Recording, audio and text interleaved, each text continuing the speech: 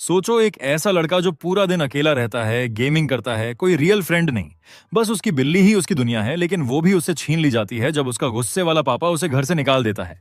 वजह बस इतनी कि उसके बुल्ली बार बार उसके पापा को पैसे के लिए कॉल कर रहे थे, और जब लगता है कि इससे बुरा कुछ नहीं हो सकता, तभी एकदम टिपिकल गेम स्टाइल समनिंग हो जाती है। अब वो इमोशनली पूरी तरह टूट चुका है, दिमागी तौर पर बिखरा हुआ, और अचानक एक राजा के सामने खड़ा है जो उसे ऑर्डर देता है कि 100 वेव्स के मॉन्स्टर्स से उसका किंगडम बचाओ। नॉर्मली तो कोई भी मना कर देगा ना, और हमारा प्रोटैगनिस्ट जून भी वही करता है। वो राजा के क्वेस्ट को साफ मना कर देता है, लेकिन सजा मिलने की जगह उसे एक सीक्रेट हिडन क्वेस्ट मिल जाता है। अब उसे इंसानों को नहीं बल्कि मॉन्स्टर्स को प्रोटेक्ट करना है और उसी किंगडम को तबाह करना है जिसे बचाने के लिए उसे बुलाया गया था। आगे की कहानी में यही होने वाला है, लेकिन अभी वो वही इरिटेटिंग लूजर है जो तुम्हें भी नर्वस कर सकता है। पर रुको यार, यही उसका कैरेक्टर डेवलपमेंट है। कहानी शुरू होती है एक गेम से जिसका नाम है हेल ड्रीम, जो 100 वेव्स सरवाइव करने वाले पहले प्लेयर को 1 बिलियन की इनामी रकम देने का वादा करता है। सुनने में आसान लगता है, लेकिन ये कैंडी क्रश नहीं है। इसी बीच हमारा बॉय किम जुन अपने स्टडी टेबल पर एक उदास से लैंप के नीचे बैठा अपनी किताबों को घूर रहा है और सोच रहा है कि अगर उसके पास पैसे होते तो वो इस बोरिंग लाइफ से कब का निकल चुका होता।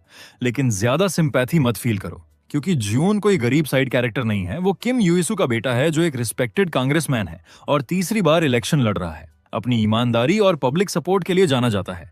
और जून खुद भी कोई फालतू लड़का नहीं है, कोरिया हाई स्कूल का टॉपर है, हमेशा फर्स्ट रैंक। इंटरनेट पर किम यूइसू और ज्यून की फोटोज और वीडियोज भरी पड़ी हैं जो उनके फेम को प्रूव करती हैं। अगले दिन ज्यून क्लास में बैठा उन्हीं पोस्ट्स को स्क्रॉल कर रहा होता है, तभी एक लड़की पीछे से उसे हग कर लेती है और बोलती है कि फोटो बहुत बढ़िया आई है। ज्यून कंफ्यूज हो जाता है कि ये सब क्या हो रहा है। लड़की कान में फुसफुसाती है कि उसे कुछ जरूरी कहना है और बाहर चलने को बोलती है। ज्यून के पास मना करने का कोई ऑप्शन नहीं होता और वो दूसरी लड़की के साथ बाहर चला जाता है। ये देखकर 2 क्लासमेट्स शॉक हो जाते हैं। एक जलन में बोलता है और दूसरा कहता है कि मॉडल स्टूडेंट्स में भी सिर्फ किसी कांग्रेसमैन का बेटा ही लड़कियों को अट्रैक्ट कर सकता है। लेकिन रियल सीन बिल्कुल अलग होता है। स्कूल के बैकयार्ड में लड़की अपने 2 मेल फ्रेंड्स को बुलाती है और आराम से ज्यून से पैसे मांगती है। ज्यून मना करता है तो वो नाटक करती है जैसे उसे यकीन ही नहीं हो रहा। ज्यून नर्वस होकर बोलता है कि उसने पिछले हफ्ते ही 3 लाख उधार दिए थे और अब उसके पास कुछ नहीं बचा। तभी लड़कों में से एक उसके कंधे पर हाथ रखकर धमकी देता है कि क्या उसे रिपोर्ट कर दे। बोलता है कि इल्लीगल वेबसाइट ज्यून ने बनाई थी और कभी भी कंप्लेन कर सकता है। ज्यून का चेहरा सफेद पड़ जाता है। वो सफाई देता है कि वेबसाइट उसकी नहीं है और उसने किसी को यूज करने को नहीं कहा, लेकिन वो लड़का बोलता है कि फिर भी वो अकॉम्प्लिस है। लड़की उसका हिचकिचाना देख अचानक टोन बदलती है और ड्रामा करते हुए बोलती है कि सबको पुलिस के सामने कन्फेस कर देना चाहिए। फिर सवाल उछालती है कि एंड में ज्यादा नुकसान किसका होगा, और यहीं से उसका असली नर्क शुरू होता है ना। ज्यून अचानक नर्वस हो जाता है और उसकी आंखों के सामने इंटरनेट पर वायरल वो फोटो फ्लैश हो जाती है जिसमें वो अपने पापा के साथ है, वही मशहूर ईमानदार कांग्रेसमैन। उसकी घबराहट भांपते ही लड़की और पास आ जाती है। हल्का सा झुककर पूछती है कि क्या वो सच में मदद करने से मना करेगा। जवाब का इंतजार किए बिना ही वो स्माइल करती है और बोलती है कि वो उस पर भरोसा कर रही है। उसी रात ज्यून चुपचाप घर के उस लॉक्ड रूम की तरफ बढ़ता है जहां पैसे रखे होते हैं। दरवाजे पर रुककर उसका हाथ कांपता है, दिमाग में बस एक ही बात कि पापा को ये सब पता नहीं चलना चाहिए। तभी पीछे से आवाज आती है कि इतनी रात को अकेले यहाँ क्यों खड़ा है। ज्यून मुड़ता है और अपने पापा को देखता है जो सख्त नजरों से देखते हुए पूछते हैं कि कुछ कहना है क्या। टाई ठीक करते हुए उसके पापा याद दिलाते हैं कि चुनाव आने वाले हैं और ऐसी कोई हरकत ना करे जिससे उनकी इज्जत पर दाग लगे, कम से कम बोझ तो ना बने। ज्यून चुप रहता है, पूरा टेंस, जमी हुई मूर्ति जैसा। पापा पूछते रहते हैं कि जवाब क्यों नहीं दे रहा। ज्यून जल्दी से फेक स्माइल लाता है और बोलता है कि टेंशन मत लीजिए, अब मैं आपको कभी डिसअपॉइंट नहीं करूंगा। लेकिन पापा ठंडे लहजे में बोलते हैं कि अब ऐसा कुछ बचा ही नहीं जिससे वो उन्हें डिसअपॉइंट कर सके। ज्यून अंदर की फीलिंग छुपाते हुए बस सिर हिला देता है। जाते जाते पापा कहते हैं कि ज्यून को बस वही करना है जो कहा जाए, उससे ज्यादा कुछ नहीं। उसकी जिंदगी पहले से डिसाइडेड है और उसे अपने फैसले लेने का कोई हक नहीं। ज्यून मुट्ठियां भींच लेता है लेकिन कुछ बोलता नहीं। कमरे में पहुंचते ही वो गुस्से में टेबल पर मुक्का मारता है और बुदबुदाता है कि आखिर उसके पापा उससे चाहते क्या हैं और हमेशा उसके साथ ऐसा ही क्यों होता है। तभी टेबल पर कुछ गीला सा उसके हाथ को छूता है और वो डर से उछल पड़ता है। नीचे देखता है तो उसकी प्यारी बिल्ली लूलू वहां होती है। ज्यून चैन की सांस लेता है और पूछता है कि क्या वो उसके लिए परेशान थी। लूलू उछलकर उस पर चढ़ जाती है और खेलने लगती है। ज्यून हंसते हुए उसे रोकने को कहता है और प्यार से पकड़ लेता है। उसे देखते हुए मान लेता है कि चाहे स्कूल हो या घर, उसके पास उसके अलावा कोई नहीं है। लूलू को गोद में बैठाकर वो अपना डेस्कटॉप ऑन करता है। स्क्रीन पर हेल ड्रीम गेम का ऐड दिखता है और उसका फोकस वहीं अटक जाता है। उसे याद आता है कि वो 99 वेव क्लियर कर चुका है और बस एक वेव उसे 1 बिलियन इनामी रकम से अलग कर रही है। वो गेम रीस्टार्ट करता है और 100वीं वेव सरवाइव करने की कोशिश करता है, लेकिन हर बार हार, फिर हार, फिर हार। झुंझलाकर वो बोलता है कि सैकड़ों बार रीसेट कर चुका है, लेकिन फिर भी ये नामुमकिन लग रहा है। स्क्रीन के साइड में एक गेम स्ट्रीमर भी हेल ड्रीम खेल रहा होता है और वही गुस्सा निकाल रहा होता है कि ये वेव जानबूझकर अनबीटेबल बनाई गई है और लोगों को गेम स्किप करने की सलाह देता है। ये सुनकर ज्यून को एहसास होता है कि गेम रिलीज हुए 1 साल हो चुका है। बहुत से प्लेयर्स 99 से 100 तक पहुंचे, लेकिन आज तक एक भी 100वीं वेव क्लियर नहीं कर पाया। फिर भी ज्यून स्क्रीन को घूरते हुए ठान लेता है कि अगर इस दमघोंटू जिंदगी से लूलू के साथ निकलने का कोई रास्ता है तो वो हेल ड्रीम की 1 बिलियन इनामी रकम ही है। 100वीं वेव क्लियर करने के लिए उसे गेम का सबसे स्ट्रॉन्ग आइटम चाहिए, रेसिल ड्रैक्स हार्ट, जो उसने 99 वेव के बॉस को हराकर पाया था। ये आइटम मैजिक अटैक 2000 तक बढ़ाता है, क्रिटिकल रेट 20% और क्रिटिकल डैमेज 200% तक बूस्ट करता है। वो इसे पहले ही मैक्स लेवल तक एनहांस कर चुका है, मतलब पूरा गॉड टियर आइटम। जैसे अगर ये भी काम ना करे तो पीसी खिड़की से बाहर फेंक देना चाहिए, लेकिन इसके बाद भी 100वीं वेव क्लियर नहीं होती। जून चिढ़कर सोचता है कि रेस बेंटिंग के अलावा वो और क्या कर सकता है। तभी सोचते सोचते लूलू अचानक डेस्क पर कूदती है और गलती से स्क्रीन पर पंजा मार देती है। ज्यून एकदम फ्रीज हो जाता है और तेजी से स्क्रीन की तरफ देखता है, ये समझने की कोशिश करते हुए कि लूलू ने अभी क्या टैप कर दिया। उसकी आंखें फैल जाती हैं। लूलू ने डिसमेंटल पर क्लिक कर दिया था और अब रेसिल ड्रैक्स हार्ट टूटकर खत्म हो चुका था। ज्यून घबरा जाता है, चिल्लाता है और बेबस होकर देखता रहता है जैसे वो गॉड टियर आइटम उसके अकाउंट से गायब हो जाता है। वो सिर के दोनों साइड पकड़ लेता है, दिमाग पूरी तरह ओवरलोड, और स्क्रीन पर दिखता है कि बदले में उसे 1000 एनहांसमेंट फ्रैगमेंट्स मिले हैं। वही नॉर्मल चीज जो गेम किसी आइटम को उसकी रेयरिटी के हिसाब से तोड़ने पर देता है। ज्यून स्क्रीन को घूरता रहता है, फ्रस्ट्रेटेड, क्योंकि अब रेसिल ड्रैक्स हार्ट टूटने के बाद उसके पास सिर्फ एक ही ऑन ऑप्शन बचा है, सब कुछ जीरो से फिर से शुरू करना। और ये सोच ही उसे डरा देती है, क्या दोबारा शुरू करने से सच में कुछ बदलेगा? तभी स्क्रीन पर कुछ और पॉपअप होता है, एक अनजान सा आइटम, ड्रैगन्स सोल। ज्यून की भौहें सिकुड़ जाती हैं, कंफ्यूजन साफ दिखता है। उसने इससे पहले ऐसा कोई आइटम कभी नहीं देखा था। नॉर्मली डिसमेंटल करने पर सिर्फ फ्रैगमेंट्स मिलते हैं, कुछ और नहीं। क्यूरियस होकर वो उस पर टैप करता है और यूज करने का सोचता है, दिल में सवाल कि क्या यही 100वीं वेव क्लियर करने का हिडन ट्रिक है। उसका हाथ एक सेकंड के लिए रुकता है, फिर हल्की सी उम्मीद के साथ स्क्रीन टैप करता है। शायद इस बार ड्रैगन सोल की पावर से वो जीत जाएगा। नया डिटर्मिनेशन फील करते हुए ज्यून डिसाइड करता है कि वो फिर से शुरुआत करेगा। इस बार कुछ नया उसके साथ है। अगले कुछ दिनों तक ज्यून गेम को पागलों की तरह ग्राइंड करता है। क्लास में भी किताबों के पीछे फोन छुपाकर खेलता है, जबकि टीचर प्लांट सेल्स जैसी बोरिंग बातें समझा रहा होता है। आखिर अगर 1 बिलियन की इनामी रकम मिल रही हो तो लेक्चर किसे चाहिए। सीरियस ग्राइंडिंग के बाद वो फिर से 99वीं वेव क्लियर करता है, बिल्कुल पिछली बार की तरह। जैसे ही उसे दोबारा रेसिल ड्रैक्स हार्ट मिलता है, वो उसे बिना सोचे डिसमेंटल कर देता है और इस बार 1000 एनहांसमेंट फ्रैगमेंट्स के साथ एक ड्रैगन सोल भी मिलता है। ज्यून समझ जाता है कि सब कुछ प्लान के मुताबिक चल रहा है, बस एक आखिरी वेव बाकी है, वही 100वीं। वो गहरी सांस लेता है और लेवल स्टार्ट करता है, इस बार पहले से कहीं ज्यादा कॉन्फिडेंट। पूरा फोकस सिर्फ 100वीं वेव पर। ड्रैगन सोल की मदद से इसे किसी भी हालत में खत्म करने की ठान लेता है और पहली ही कोशिश में वो जीत जाता है। ज्यून उछल पड़ता है, खुशी से चिल्लाता है कि उसने आखिरकार 100वीं वेव क्लियर कर ली। वो कमरे में चारों तरफ देखता है और एक्साइटमेंट में लूलू को बुलाता है ये पल शेयर करने के लिए। लेकिन तभी दरवाजा खुलता है और उसका पापा हाथ में डंडा लिए अंदर आते हैं और ठंडे लहजे में पूछते हैं कि उसने अभी क्या क्लियर किया है। ज्यून एकदम जम जाता है और धीरे से खड़ा होता है। उसके पापा बताते हैं कि उसके तथाकथित दोस्तों का कॉल आया था, जिन्होंने एक छोटी सी गलती को बहाना बनाकर पैसे मांगे। ये सुनकर ज्यून हिचकिचाता है और मान लेता है कि उसे समझ नहीं आया कि हालात को सही तरीके से कैसे हैंडल करे। उसके पापा और पास आते हैं, गुस्सा साफ झलकता है और याद दिलाते हैं कि उन्होंने पहले ही कहा था कि फैमिली की इज्जत पर आंच नहीं आनी चाहिए।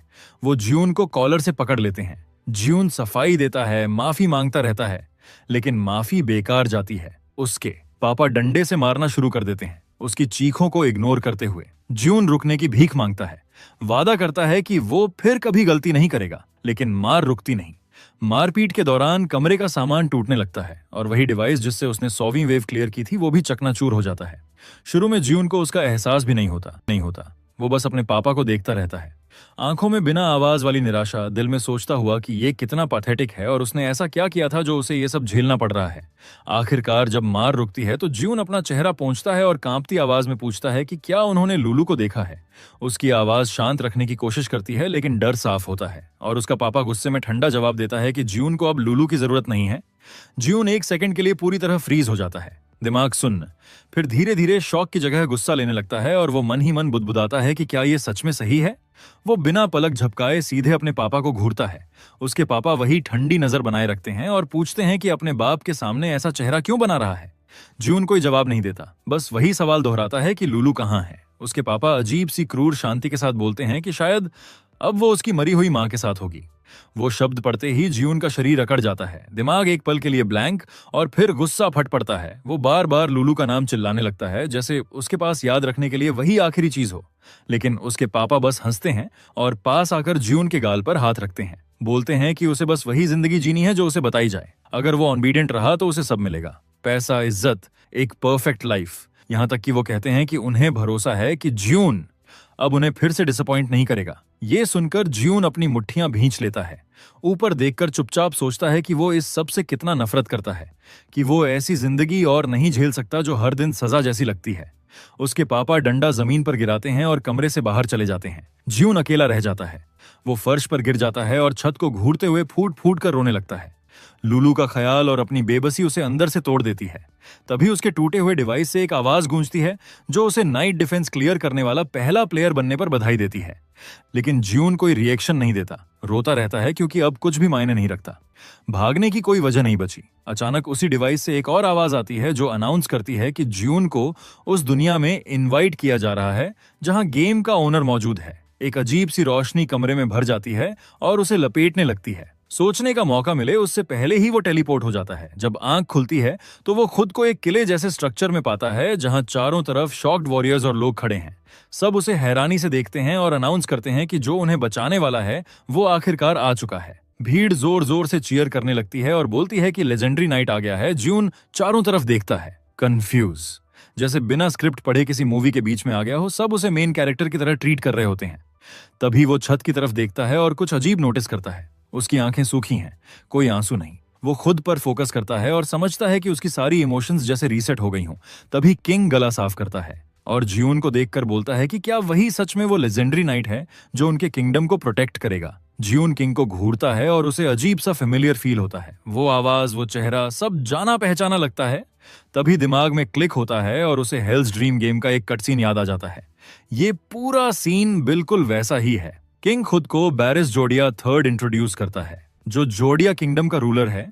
ज्यून को उनका लेजेंडरी नाइट बुलाता है और बताता है कि किंगडम सीरियस ट्रबल में है। हर तरफ से मॉन्स्टर्स अटैक कर रहे हैं और वॉरियर्स मुश्किल से लाइन होल्ड कर पा रहे हैं। तभी एक मैसेंजर दौड़ता हुआ आता है और अर्जेंटली बोलता है, योर मैजेस्टी। किंग के कान में कुछ सीक्रेट खबर फुसफुसाता है। दोनों बात करते रहते हैं और ज्यून उन्हें देखता हुआ नाइट डिफेंस के उसी शुरुआती सीन को याद करता है।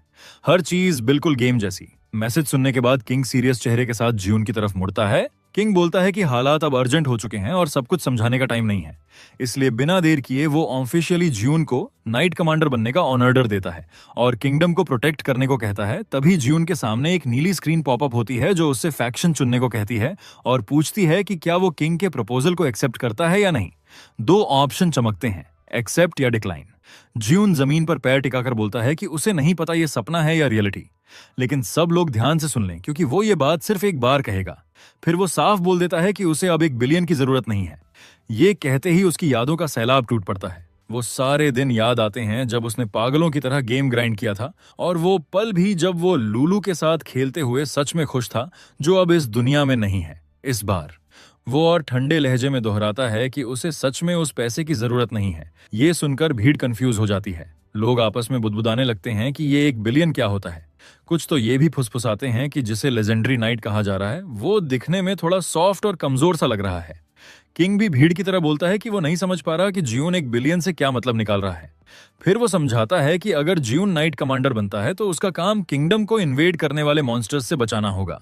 और फिर किंग एक और लुभावनी बात जोड़ता है कि अगर ज्यून ये रोल एक्सेप्ट कर ले तो वो उसे जो चाहे वो देगा। ये सुनते ही ज्यून शॉक में फ्रीज हो जाता है क्योंकि ये शब्द उसे बिल्कुल उसके पापा की याद दिला देते हैं। अंदर ही अंदर गुस्सा उबलने लगता है। लेकिन किंग उसे शांत करने की कोशिश करता है और बोलता है कि उसे किसी चीज की टेंशन लेने की जरूरत नहीं, बस उसे दिए गए ऑर्डर्स फॉलो करने हैं। ये सुनते ही ज्यून का गुस्सा और भड़क जाता है। उसके दिमाग में किंग की आवाज उसके पापा की आवाज से मिक्स हो जाती है, जिन्होंने कहा था कि वो उसे दौलत, इज्जत सब कुछ देंगे। जब ज्यून को याद आता है कि उसके पापा ने भी कभी कहा था कि उन्हें उस पर भरोसा है, तभी वो अचानक किंग पर चिल्ला देता है और साफ मना कर देता है कि वो किंगडम को प्रोटेक्ट नहीं करेगा। ये सुनते ही पूरी भीड़ शॉक में जम जाती है। ज्यून बोलता है कि वो जहां भी जाता है लोग उसका इस्तेमाल करने लगते हैं, सिर्फ इसलिए क्योंकि वो एक कांग्रेसमैन का बेटा है, और अब यहां भी किंग उसे एक चमकदार टाइटल देकर रॉयल नौकर बनाना चाहता है। हाँ, लेजेंडरी शब्द सुनने में कूल लगता है, लेकिन आखिर में उसे ऑर्डर ही तो फॉलो करने हैं और किंगडम के लिए काम ही करना है। भीड़ हाँ फुटती है और आपस में फुसफुसाने लगती है कि उनका नोबल नाइट आखिर क्या बोल रहा है, लेकिन ज्यून को फर्क नहीं पड़ता। वो सीधा किंग की आंखों में देखता है और पूछता है कि क्या वो सच में उसे दौलत और इज्जत ऑफर कर रहा है। किंग चुपचाप उसे देखता है और ज्यून ठंडे और पक्के लहजे में बोलता है कि उसे अब वो सब नहीं चाहिए। इसके तुरंत बाद ज्यून सबको बोल देता है कि अगर मरना है तो शौक से मरो, और किंग के प्रपोज को डिक्लाइन करने वाला बटन दबा देता है। किंग के पास खड़ा मैसेंजर उछल पड़ता है और बोलता है कि एक नाइट कमांडर ऐसा बिहेव नहीं करता। जैसे ही ज्यून ऑफर रिजेक्ट करता है, उसे गेम याद आता है जहां कुछ वक्त बाद मॉन्स्टर्स किंगडम पर अटैक करते हैं और प्लेयर को डिफेंस करना होता है। पूरा गेम किंगडम को बचाने के अराउंड डिजाइन किया गया है, पूरा डिफेंस बेस्ड। लेकिन इस बार स्क्रीन पर एक नया मैसेज पॉपअप होता है। स्क्रीन पर मैसेज आता है कि क्योंकि उसने ह्यूमन फैक्शन ज्वाइन करने से मना कर दिया है, अब उसे किसी और फैक्शन को चुनने का पूरा हक है। ज्यून रिएक्ट भी नहीं कर पाता कि तभी एक और नोटिफिकेशन पॉप होता है जिसमें लिखा होता है कि एक हिडन रूट अनलॉक हो चुका है और अब वो मॉन्स्टर फैक्शन ज्वाइन कर सकता है।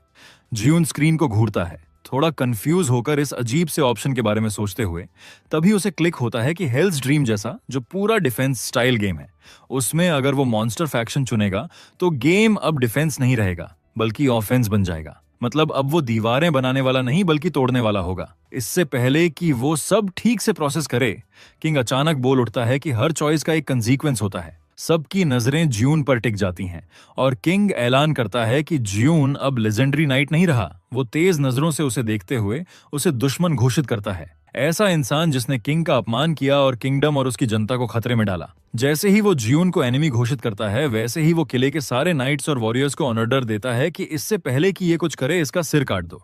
ये सुनते ही नाइट्स पूरी स्पीड में उसकी तरफ दौड़ पड़ते हैं, उसे खत्म करने के इरादे से। ज्यून बस चुपचाप खड़ा रहता है, ये सोचते हुए कि उसकी पूरी जिंदगी बस दर्द और प्रेशर झेलते हुए ही निकली है। लेकिन जैसे ही नाइट्स पास आते हैं और हमला करने वाले होते हैं, तभी ज्यून के अंदर से एक अजीब सी एनर्जी फूट पड़ती है। उसे लगता है अब सहने का टाइम खत्म हो गया है और सब कुछ बदलने का वक्त आ गया है।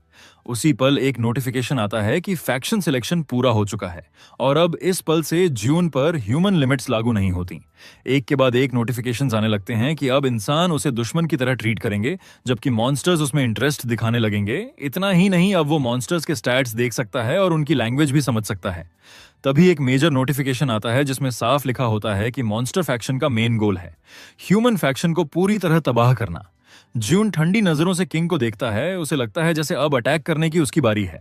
उसी समय किंगडम के बाहर मॉन्स्टर्स का झुंड देश की तरफ बढ़ने लगता है। ज्यून को एक आखिरी मैसेज मिलता है कि पहली वेव 10 मिनट में शुरू होगी, और तभी एक और नोटिफिकेशन फ्लैश होता है जिसमें लिखा होता है कि फाइनल क्वेस्ट रिवॉर्ड प्लेयर को इस दुनिया से एक आइटम लेने और रियल वर्ल्ड में वापस जाने की इजाजत देता है। ये देखकर ज्यून पूरी तरह स्टन हो जाता है और उस लाइन को घूरता रहता है। अगर ये सच है तो उसके पास सच में मौका है कि वो यहाँ से कोई टॉप टियर आइटम लेकर वापस घर जा सके। उसके दिमाग में वो दिन घूम जाता है जब उसकी माँ लूलू को घर लाई थी। मुस्कुराते हुए बोली थी कि ये बिल्ली इतनी प्यारी है कि इसे छोड़ नहीं सकी, और उससे कहा था कि वो लूलू का दोस्त बने। ज्यून को लगता है कि अगर उसने ये क्वेस्ट क्लियर कर लिया तो शायद वो उन गर्म दिनों में वापस जा सके। वहीं दूसरी तरफ नाइट्स शॉक में पीछे हटने लगते हैं और आपस में फुसफुसाते हैं कि अभी जो एक्सप्लोजन हुआ वो नॉर्मल नहीं था और उसके आसपास की ओनरा बहुत ज्यादा खतरनाक थी। किंग लगातार ज्यून को देखता रहता है, ये सोचते हुए कि उसने अभी जो देखा वो ह्यूमन तो बिल्कुल नहीं था, लेकिन क्या उसे मॉन्स्टर भी कहा जा सकता है? वो प्रेजेंस, वो प्रेशर कुछ ऐसा था जो उसने कभी फील नहीं किया। उधर ज्यून गार्ड्स को देखता रहता है और समझ जाता है कि फैक्शन सिलेक्शन वाला ये पूरा सीन ओरिजिनल गेम में कभी था ही नहीं, कुछ बदल चुका है। फिर भी अगर स्टोरी गेम के पैटर्न पर चली तो उसे थोड़ा आइडिया है कि आगे क्या होने वाला है। तभी एक और स्क्रीन सामने आती है जिसमें मेन क्वेस्ट लिखा होता है मॉन्स्टर फैक्शन ओथ। गोल है ह्यूमन सोल्जर्स को तोड़ते हुए अटैक लॉन्च करना और रिवॉर्ड है एक रैंडम आइटम बॉक्स जिसमें कुछ भी हो सकता है। ये सब देखकर ज्यून का ब्लड पंप होने लगता है। क्योंकि अब उसे समझ आ जाता है कि यही वो पल है। मेन क्वेस्ट आखिरकार ड्रॉप हो चुका है। ज्यून सोचता है कि भले ही क्वेस्ट के डिटेल्स बदले हुए लग रहे हों, लेकिन स्टोरी फिर भी ओरिजिनल गेम लाइन को ही फॉलो कर रही है। उस हिसाब से अब जो आना चाहिए था वो एक S rank random night recruitment ticket था, लेकिन किसी पावरफुल नाइट या भारी आर्मर वाले लंबे चौड़े इंसान की जगह उसके सामने अचानक एक अंडा प्रकट हो जाता है। ज्यून 2 बार पलक झपकाता है, ये सोचकर कि कहीं गेम उसे ट्रोल तो नहीं कर रहा, क्योंकि ओरिजिनल वर्जन में शुरुआत से ही प्लेयर्स को एक एस रैंक नाइट मिलता था, अंडा नहीं। तभी एक मैसेज पॉपअप होता है जिसमें लिखा होता है कि मॉन्स्टर फैक्शन चुनने के रिवॉर्ड में उसे एक S rank random monster egg मिला है, और पूछा जाता है कि क्या वो इसे अभी ओपन करना चाहता है। तभी ज्यून को सब समझ में आ जाता है कि क्योंकि उसने मॉन्स्टर साइड चुनी है, इसीलिए उसे नाइट नहीं बल्कि एक एस रैंक मॉन्स्टर मिलने वाला है। बिना टाइम वेस्ट किए वो रिवॉर्ड एक्सेप्ट करता है और एक समन करता है। उसी पल एक छोटा सा धमाका होता है और जमीन कांप उठती है। नाइट्स चौंक जाते हैं और उसी दिशा में घूरते हैं, ये समझते हुए कि ज्यून ने कुछ समन किया है। ज्यून खुद भी उस क्रिएचर को देखकर कंफ्यूज हो जाता है, क्योंकि वो इस नाम को जानता है, और ये सोचकर उसे झटका लगता है कि गेम उसे शुरुआत में ही वो बीस्ट दे रहा है। रिजल ड्रैक, कोल्ड ब्लडेड ड्रैगन, वेव 99 का सबसे स्ट्रॉन्ग बॉस मॉन्स्टर। उसे पता है कि अगर रिजल ड्रैक फुल फॉर्म में किंगडम के बीच आ गया तो ह्यूमन फैक्शन कुछ सेकंड भी नहीं टिकेगा। लेकिन जैसे ही धूल बैठती है और वो ध्यान से देखता है तो कुछ अजीब लगता है। वो और गौर से देखता है और समझ जाता है कि ये तो बेबी ड्रैगन है। ये ट्विस्ट उसे पूरी तरह स्टन कर देता है। फिर उसे याद आता है कि क्वेस्ट अभी शुरू हुआ है और ये वेव 1 है, मतलब ड्रैगन भी लेवल 1 ही होगा। वो धीरे से उंगली आगे बढ़ाता है और रिजल ड्रैक अपनी छोटी सी जीभ से उसे हल्के से चाट लेता है। ज्यून उसे चुपचाप देखता रहता है और बिना ज्यादा सोचे उसे लुलू कहकर बुला देता है, वही नाम जो उसने अपनी बिल्ली को दिया था। रिजल ड्रैक हवा में तैरता रहता है और तभी ज्यून को एक नया नोटिफिकेशन मिलता है जिसमें लिखा होता है कि अब वो रिजल ड्रैक के जरिए रूलर्स आई नाम की स्किल यूज कर सकता है। ज्यून सिर खुजलाता है, सोचते हुए कि गेम अब बस फैंसी नाम उछाल रहा है। लेकिन तभी अगला मैसेज आता है जिसमें बताया जाता है कि रूलर्स आई से वो अब मॉन्स्टर्स और आइटम्स के स्टैट्स देख सकता है। ज्यून सिर हिलाता है, ये सोचकर कि चलो ये तो सच में काम की चीज है, सिर्फ शो ऑन ऑफ नहीं। उधर नीचे नाइट्स चिढ़ जाते हैं और उनमें से एक चिल्लाता है कि ज्यून ने सिर्फ एक छोटा सा मॉन्स्टर बुलाया है और आर्मी को चार्ज करने का ऑर्डर देता है। ज्यून आंखें सिकोड़ता है और सोचता है कि अब सपना हो या रियलिटी उसे कोई फर्क नहीं पड़ता। वो तेजी से रिजल ड्रैक की तरफ देखता है और टारगेट लॉक करता है। जैसे ही रिजल ड्रैक पोजीशन लेता है, ज्यून सोचता है कि इस वक्त वो सिर्फ इसी बेबी ड्रैगन पर भरोसा कर सकता है। बिना देर किए वो रिजल ड्रैक की स्किल यूज करता है, ड्रैगन ब्रीथ लेवल 1। वो जोर से उसका नाम पुकारता है और नाइट्स के पहुंचने से ठीक पहले ड्रैगन सांस खींचता है और फिर फायर करता है। लाल और काले एनर्जी की एक खतरनाक बीम उसके मुंह से निकलती है जो हवा को चीरते हुए नाइट्स को उछाल देती है। अटैक इतना पावरफुल होता है कि किले की दीवार को ड्रिल करते हुए एक विशाल छेद बना देता है। ज्यून खुद भी एक पल के लिए फ्रीज हो जाता है इस पावर को देखकर। किले के अंदर जो लोग लड़ाई का हिस्सा नहीं थे वो डर के मारे जमीन पर गिर जाते हैं, क्योंकि उन्होंने अपनी आंखों से देखा कि एक ही अटैक ने पत्थर की दीवार को कागज की तरह फाड़ दिया। नाइट्स बेहोश पड़े होते हैं और भीड़ डर से ज्यून को घूरती है, उसे मॉन्स्टर कहती हुई, और पूछती है कि उसने आखिर किस तरह का क्रिएचर समन किया है। ज्यून बस हल्की सी स्माइल करता है और नीचे जमीन की तरफ देखते हुए मन ही मन सोचता है कि ये उसकी उम्मीद से कहीं ज्यादा आसान है। अगर रिवॉर्ड पाने के लिए उसे बस किला कब्जे में लेना है तो शायद इस बार किस्मत सच में उसके साथ है। तभी उसे फिर से वो नोटिफिकेशन याद आता है जिसमें लिखा था कि वो इस दुनिया से एक आइटम लेकर अपनी ओरिजिनल दुनिया में वापस जा सकता है। मिशन पूरा होने के बाद जिहुन को पता है कि नाइट डिफेंस में आइटम्स का पूरा खजाना भरा पड़ा है और उन्हीं में कहीं वो एबिलिटी वाला आइटम भी है जो वो ढूंढ रहा है। ये पूरा सीन उसके लिए किसी मैसिव लूट बॉक्स जैसा है जो बस खुलने का इंतजार कर रहा है। वो सोचता है कि अभी कोई जल्दबाजी नहीं है, कोई उसे बाहर निकालने नहीं वाला। वो किंग की तरफ देखता है और खुद को याद दिलाता है कि फिलहाल उसका एक ही काम है, मिशन पर फोकस करना और वो शाइनी रिवॉर्ड लेना। वो किंग को ह्यूमन फैक्शन का रिप्रेजेंटेटिव बोलकर ठंडे अंदाज में डिक्लेयर करता है कि अब से वो रिवॉर्ड के लिए पूरे ह्यूमन फैक्शन को वाइप करने वाला है। बिना रुके वो रिजल ड्रैक को ड्रैगन ब्रीथ यूज करने का कमांड देता है। ड्रैगन तुरंत ओबे करता है, अपना मुंह खोलता है जैसे पूरा कैसल फिर से राख बनाने वाला हो। वहीं दूसरी तरफ कैसल से कुछ मील दूर एक लड़की धमाके की आवाज सुनकर शॉक्ड हो जाती है और काओस की तरफ देखती है। सोचती है आखिर उधर हो क्या रहा है। तभी उसकी टीम का एक मेंबर कैसल की तरफ दौड़ते हुए चिल्लाता है कि किंग को होल्ड ऑन बोलो, वो कुछ ही मिनट में पहुंच जाएगा। कैसल के अंदर जिहून रिल से शांत तरीके से फिर से अटैक फायर करने को बोलता है। रिल थोड़ा कंफ्यूज होकर रुकता है, हल्की सी दहाड़ निकालता है जैसे दोबारा कंफर्म कर रहा हो, लेकिन इससे पहले कुछ और हो। नाइट्स पैनिक कर जाते हैं। एक नाइट चिल्लाता है कि शील्ड सोल्जर्स को किंग के सामने खड़ा करो। पहले 2 लेयर, फिर बीच में रुककर 3 फुल लेयर का ऑनर्डर देता है। क्योंकि उसे पता है अगर वैसा ब्लास्ट किंग तक पहुंच गया तो वो सेकंड्स में खत्म है। जैसे ही वॉरियर्स शील्ड की लेयर्स बनाते हैं, जिहुन आगे बढ़कर कूल अंदाज में बोलता है कि पिछला अटैक। तो शील्ड्स और पैलेस वॉल दोनों उड़ा चुका है, तो चाहे कितनी भी लेयर स्टैक कर लो सब यूजलेस है। वो किंग की तरफ पॉइंट करके बोलता है कि असली टारगेट वही है। वो पूरा बॉस वाइब में खड़ा है। वहीं रिजल ड्रैक हल्की मगर गुस्से वाली दहाड़ निकालता है, जैसे सबको टोस्ट करने को रेडी हो। जिहुन का पूरा फील यही कह रहा है कि वॉल बना लो भाई, लेकिन ये बेबी बीस्ट नहीं रुकेगा। तभी जो बंदा पहले किंग को होल्ड ऑन चिल्ला रहा था, वो पैलेस गेट्स तोड़कर अंदर एंटर होता है।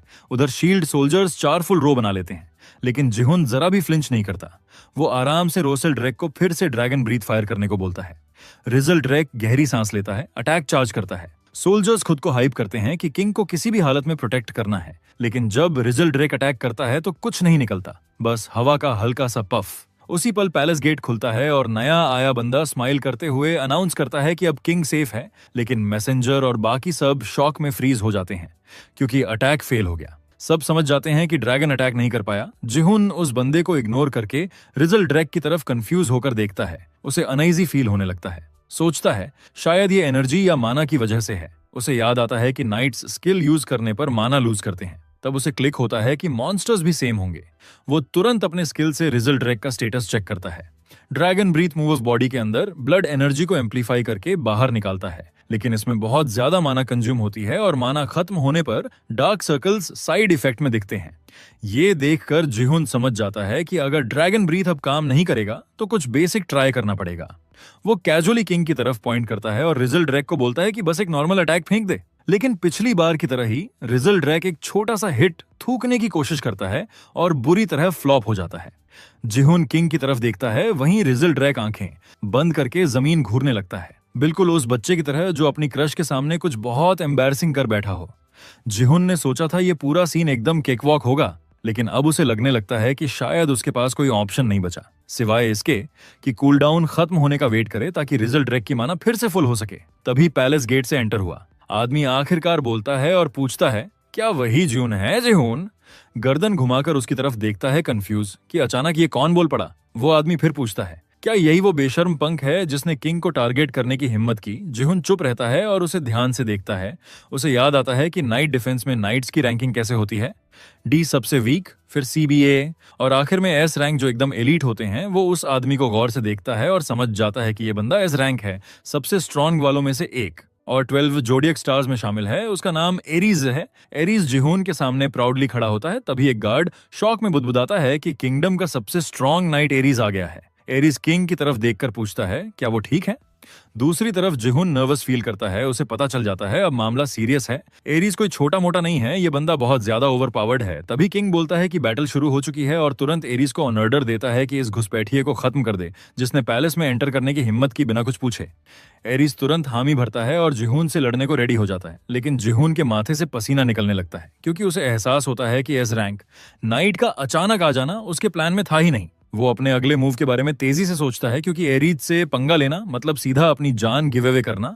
उसे याद आता है कि 12 जोडियक नाइट्स में एरीज वो है जिसे लेवल 1 से ही एरिया अटैक अनलॉक होता है, बिल्कुल उस ब्रोकन कैरेक्टर की तरह जिसे गेम में डालने का बाद में पछतावा होता है। एरीज फुल स्पीड में चार्ज करता है और तलवार जमीन पर मारते हुए चिल्लाता है कि जिहुन नाचते हुए मरेगा।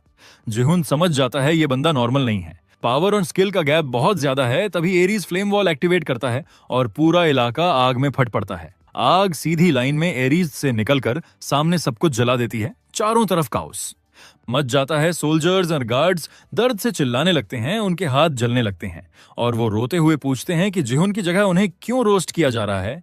इसी बीच जिहुन जमीन पर रोल करता है, मुश्किल से फ्लेम्स से बचता हुआ, और अपने नए पेट रिजल ड्रैक को भी प्रोटेक्ट करता है। सोल्जर्स मदद की भीख मांगते हैं, लेकिन जिहुन शांति से याद करता है कि फ्लेम वॉल कैसे काम करती है। ये कास्टर से टारगेट तक सीधी लाइन में जाती है। चूंकि उसे पता था कि वो टारगेट है, इसलिए वो टाइम पर डॉज कर पाया। लेकिन अब जलते हुए सोल्जर्स को देखकर उसे एक डरावनी बात समझ आती है। एरीज को फर्क नहीं पड़ता कि उसके अपने लोग भी ब्लास्ट में आ जाएं। वो बिना सोचे उन्हें सैक्रिफाइस कर सकता है। तभी एरीज नोटिस करता है कि जिहुन अभी भी जिंदा है। स्मर्क के साथ पास आता है और बोलता है कि ये बंदा तो चालाक चूहे की तरह डॉज करता है। फिर आंखों में गुस्सा भरकर गुर्राता है कि वो जिहुन के दिल में आग का छेद कर देगा। ये सुनकर जिहुन एरीज को घूरता रहता है और समझ जाता है कि चाहे एरीज कितना भी जेनरस एक्ट करे, फ्लेम वॉल अभी कूल डाउन पर है और थोड़ी देर तक यूज नहीं हो सकती। जिहुन सोचता है कि शायद उसके पास एक छोटा सा चांस है काउंटर करने का, लेकिन जैसे ही वो रिजल ड्रेक को ड्रैगन ब्रीथ यूज करने का कमांड देता है कुछ भी नहीं होता। मूव फिर से फेल हो जाता है और जिहुन पैनिक करने लगता है। तभी एरीज उस पर चार्ज करता है, हवा में ऊंची छलांग लगाता है और तलवार सीधी जिहुन पर गिराने की तैयारी करता है। वो मजाक उड़ाते हुए बोलता है कि हिले मत, रेजिस्ट करेगा तो ज्यादा दर्द होगा।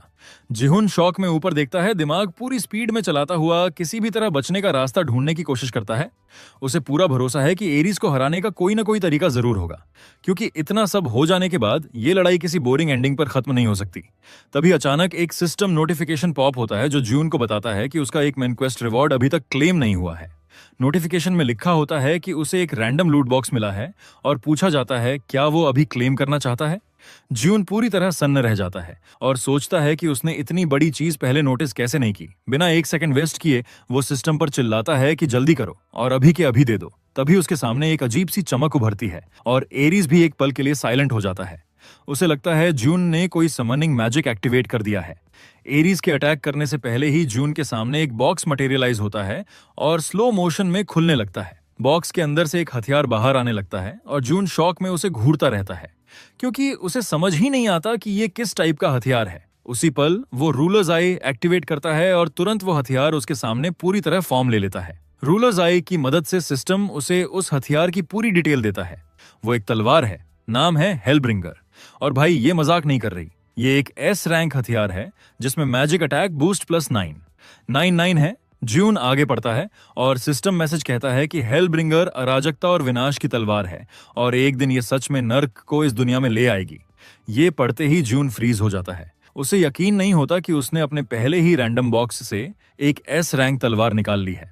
वो लगातार उसे देखता रहता है और सब कुछ प्रोसेस करने की कोशिश करता है। उसे अब भी नहीं पता कि उसे यहाँ किसने समन किया है, लेकिन इतनी खतरनाक ताकत देखकर ऐसा लगता है जैसे कोई चाहता है कि वो पूरा ह्यूमन फैक्शन ही साफ कर दे। तभी अचानक तलवार हवा से गिरकर जमीन पर टकराती है और उसके चारों तरफ दरारें फैलने लगती हैं। जिहुन अविश्वास में देखता रह जाता है और उसके दिमाग में सवाल घूमता है, क्या अब कोई और खतरनाक चीज होने वाली है? अगले ही पल पूरा फर्श टूटने लगता है और पूरा पैलेस हिलकर बिखरने लगता है। जिहुन को संभलने का मौका भी नहीं मिलता और जमीन उसके नीचे से गायब हो जाती है। वो सीधा नीचे गिरने लगता है। फ्री फॉल में वो गुस्से में चिल्लाता है और पैलेस की दीवारों को कोसता है कि कौन सा रॉयल बिल्डिंग सिर्फ एक तलवार का वजन भी नहीं झेल सकता। नीचे देखते ही उसकी हालत खराब हो जाती है। दिल जोर जोर से धड़कता है। उसने अभी तक कुछ भी किया भी नहीं था और वो नहीं चाहता था कि सब कुछ ऐसे ही खत्म हो जाए, लेकिन जमीन से टकराने से ठीक पहले उसका गिरना अचानक मिड एयर रुक जाता है। जिहुन नीचे झांकता है और देखता है कि वो जमीन से बस कुछ मीटर ऊपर हवा में रुका हुआ है। कंफ्यूज होकर वो ऊपर आसमान की तरफ देखता है और तभी उसे रेजल ड्रेक दिखता है, जो उड़ते हुए उसकी जैकेट के पीछे से उसे पकड़े हुए है। जिहुन के चेहरे पर राहत भरी स्माइल आ जाती है और वो खुद से मान लेता है कि वो पूरी तरह भूल ही गया था कि रेजल ड्रेक एक ड्रैगन है और उड़ सकता है। रेजल ड्रेक एक छोटा सा गर्व भरा रोर निकालता है और नीचे पैलेस के आसपास खड़े लोग अविश्वास में ये सब देखते रह जाते हैं। भीड़ में से एक आदमी चिल्लाकर सबको ऊपर देखने को कहता है। आसमान में उड़ता हुआ इंसान देखकर सबकी आंखें फटी की फटी रह जाती हैं, लेकिन जिहुन और रेजल ड्रेक किसी की परवाह किए बिना अपने मिशन पर फोकस रखते हुए आगे उड़ते रहते हैं। उड़ते हुए जिहुन का चेहरा सीरियस हो जाता है, क्योंकि उसे एहसास होता है कि वो बेवजह अपनी जान गंवाने के बहुत करीब था। दुश्मन के इलाके में शुरुआत करना सबसे खराब ओपनिंग लगती है, लेकिन वो ये भी मानता है कि इसमें किसी और की गलती नहीं है, क्योंकि इंसान और मॉन्स्टर फैक्शन में से चुनाव उसी ने किया था। वो सिस्टम को दोष देने की कोशिश करता है, लेकिन सच यही है कि खुद को दर्द में डालने वाला वो खुद है। फिर भी वो आगे बढ़ता रहता है, क्योंकि इस एक्सपीरियंस ने उसे किंगडम और उसके बीच के पावर गैप को क्लियरली समझा दिया है। वो जानता है कि ये सिर्फ स्टार्टिंग स्टेज है और अभी सिर्फ एरीज है, लेकिन ये ज्यादा समय तक नहीं रहने वाला। जिहुन टेंशन में आ जाता है जब वो आने वाले समय में और भी एस रैंक नाइट्स के उभरने के बारे में सोचता है। वो उसी पल तय कर लेता है कि अब पूरा फोकस सिर्फ और सिर्फ स्ट्रांग बनने पर होगा। जैसे जैसे रेजल ड्रेक और ऊपर ऊंचाई लेता है, जिहुन पीछे मुड़कर पूरे किंगडम को देखता है और समझ जाता है कि वहां से निकलना अब उसकी टॉप प्रायोरिटी है। रेजल ड्रेक एक हल्की सी रोर निकालता है, जैसे उसकी बात से एग्री कर रहा हो। उधर कासल के पास एरीज घुटनों पर बैठ जाता है और अपनी तलवार ठुड्डी के पास टिकाकर दांत भींच लेता है। उसे खुद पर जबरदस्त गुस्सा आ रहा होता है कि उसने उस इंसान को भागने दिया जिसने राजा का अपमान किया था। वो खुद से सवाल करता है कि क्या वो सच में एस रैंक एलीट नाइट कहलाने लायक है भी या नहीं। इस फेलियर के बाद उसकी आवाज कड़वी हो जाती है और वो खुद को बेकार और पथेटिक कहता है। पैलेस में जो कुछ हुआ उसके बाद जून को जाने देने का पछतावा उसे अंदर से खा रहा होता है। वो बुदबुदाता है कि उसके जैसे कचरे को जो राजा की दया का बदला तक नहीं चुका सका, जिंदा रहने का हक नहीं है। जैसे जैसे वो गिल्ट में डूबता जाता है, एक पैलेस ऑफिशियल उसकी तरफ दौड़ते हुए उसका नाम पुकारता है, लेकिन एरीज कोई रिएक्शन नहीं देता। वो गुस्से और पछतावे में डूबा रहता है और धीरे से कहता है कि काश उसे उस वक्त समुद्र ही ले गया होता। तभी पीछे से कोई उसके कंधे पर हाथ रखता है और कहता है कि राजा बुला रहे हैं। भाई को सुलग करने का टाइम भी नहीं मिलता और बूम, रॉयल समन एक्टिवेट। कुछ ही देर में एरीज राजा के सामने पहुंचकर घुटनों पर बैठ जाता है और ईमानदारी से माफी मांगते हुए कहता है कि अपराधी को भागने देने की सजा दी जाए। लेकिन राजा शांति से उसे रुकने को कहते हैं। वो आसमान की तरफ इशारा करके कहते हैं कि सूरज ढल रहा है और फिर पूछते हैं क्या उसे पता है इसका क्या मतलब है। एरीज सिर हिलाकर जवाब देता है कि सूरज डूबते ही मॉन्स्टर और ज्यादा ताकतवर हो जाते हैं। राजा सहमति में सिर हिलाते हैं और घोषणा करते हैं कि अब इस युद्ध की कमान एरीज संभालेगा। उसे तुरंत रैम्पार्ट्स पर जाकर किंगडम की रक्षा करने का आदेश दिया जाता है। बिना एक पल सोचे एरीज ऑर्डर स्वीकार करता है और निकल जाता है। उसके जाते ही राजा अपनी जगह बैठे रहते हैं, आंखें बंद करते हैं और महसूस करते हैं कि अब असली अराजकता शुरू होने वाली है। वहीं दूसरी तरफ जियून रीसेल ड्रेक के साथ उड़ता रहता है और अपने दिमाग में स्ट्रेटजी बनाता रहता है। उसे गेम नाइट डिफेंस, जिसे हेल्स ड्रीम भी कहा जाता था, याद आता है, जिसमें कभी 1 अरब का प्राइज रखा गया था, लेकिन उसकी एक्सट्रीम डिफिकल्टी की वजह से वो गेम भुला दिया गया। उसे याद है कि सबसे ज्यादा क्रिटिसाइज किया गया पार्ट था पहला वेव, जिसमें वाइल्ड गॉब्लिन्स आते थे। जून चुपचाप मान लेता है कि जब तक प्लेयर के पास कोई एस रैंक नाइट न हो जिसके पास strong area on effect skills हो, तब तक पहला वेव क्लियर करना लगभग नामुमकिन है। उड़ते हुए उसे एहसास होता है कि इस वक्त एरीज रैम्पार्ट्स डिफेंड कर रहा होगा और उसके पास fire based powerful area skills हैं, इसलिए ये उम्मीद करना बेकार है कि पहला वेव ब्रेक कर पाएगा। तभी उसके शरीर में एक सिहरन दौड़ जाती है। जब वो सोचता है कि अगर एरीज की जगह कोई assassination type S rank night अंदर घुसा होता तो शायद लड़ाई अब तक उसके लिए बहुत बुरी तरह खत्म हो चुकी होती। तभी उसे महसूस होता है कि रेजल ड्रेक कांप रहा है। कुछ गलत समझकर जून नीचे देखता है और जमीन को तेजी से पास आते हुए देख लेता है। एक सेकंड के लिए वो घबरा जाता है और राइजल ड्रेक से कहता है कि बस थोड़ा और होल्ड कर लो, हम लगभग किंगडम से बाहर हैं। जैसे ही वो राइजल ड्रेक को हौसला देता है, वो आगे देखता है और एकदम फ्रीज हो जाता है, क्योंकि सामने एक विशाल पत्थर की दीवार होती है और इतनी तेजी से नीचे आते हुए उससे टकराना लगभग तय लग रहा होता है। जैसे जैसे वो पास आते हैं, राइजल ड्रेक अचानक उड़ने की ताकत खो देता है और जून का डर सच हो जाता है। दोनों सीधा दीवार से जा टकराते हैं। कुछ पलों बाद जून जमीन पर बैठा कराहता हुआ उठता है। उसकी पीठ में तेज दर्द होता है, लेकिन जब वो खुद को चेक करता है तो हैरान रह जाता है। इतनी ऊंचाई और इतनी तेज स्पीड से क्रैश होने के बाद भी उसे खास दर्द महसूस नहीं होता और तभी जून को रियलाइज होता है कि अब उसका शरीर कोई नॉर्मल इंसान वाला नहीं रहा। वो हल्की स्माइल के साथ खुद से बोलता है, ना मैं बैटमैन हूं। तभी कोई उसकी तरफ आता है और एक आवाज पूछती है कि वो कौन है और उसका आउटफिट इतना अनजान क्यों लग रहा है। जीवन धीरे से सिर घुमाकर उस आवाज की तरफ देखता है और एकदम स्टिफ हो जाता है। सामने खड़ी शख्सियत को देखकर वो शॉक में घूरता ही रह जाता है। जैसे जैसे वो ध्यान से देखता है, उसके अंदर पैनिक फैलने लगता है, क्योंकि उसके सामने बैठी हुई लड़की कोई और नहीं बल्कि एक और एस रैंक नाइट रिब होती है। जीन डर के मारे चुप रह जाता है। रिब फिर से सवाल दोहराती है और उसे अपना इंट्रोडक्शन देने को कहती है। जीन फटाफट खड़ा तो हो जाता है, लेकिन बोलता नहीं। उसके दिमाग में एक जरूरी बात फ्लैश होती है कि कैसे उसने कभी 100th वेव को रोका था जब कोई और नहीं कर पाया था। वो जानता है कि वो रिब की ताकत की कमी की वजह से नहीं हुआ था, क्योंकि एस रैंक होने के बावजूद वो रैम्पार्ट डिफेंस में कई भी रैंक नाइट्स से भी ज्यादा इनएफिशिएंट थी। इसी वजह से वो उसे सिर्फ डंजन ग्राइंडिंग और एडवेंचर टाइप रोल्स में यूज करता था। वही रिब, जो एस रैंक एलीट नाइट होते हुए भी अबैंडन्ड नाइट के नाम से जानी जाती थी, उसे याद आता है कि कैसे वही रिब सबसे नामुमकिन वेव में उसकी जीत की सबसे बड़ी की बन गई थी। उसी याद के साथ रिब अपनी तलवार उठाकर हल्के से जून की छाती पर रखती है और फिर से सवाल करती है। जून एक पल चुप रहता है, फिर शांति से उसका नाम लेता है, रिब।